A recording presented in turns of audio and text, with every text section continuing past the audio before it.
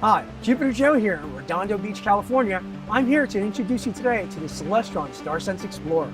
This telescope is designed for the first-time observer, and it utilizes a smartphone to navigate the night sky. So tonight, we're actually going to show this to a bunch of telescope newbies and see how they do. Okay, would you like to look through a telescope? I don't have time right now. I think I'm good. Are you guys interested in looking through a telescope? No. Oh, come on, it's free, I promise.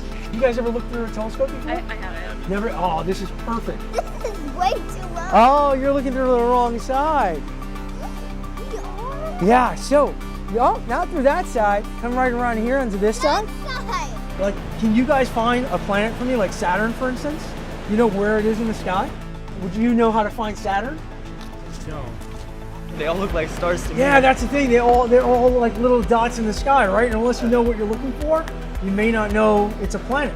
Yeah, so that object is called Alberio. It's what's called a double star. So in the night sky, it looks like one star, but it's really two. Grab the telescope from the back with both hands, and you can then start driving it right to Alberio, just following the arrows. Okay. Oh. See, as you're moving, it starts moving as well. Oh, dang. All right, that's actually Yeah. kind of cool though. Kind of like playing a video game, right? Yeah. All right. Oh, nice. Wow. I mean, this is super easy, right? Yeah, super easy. And there you go.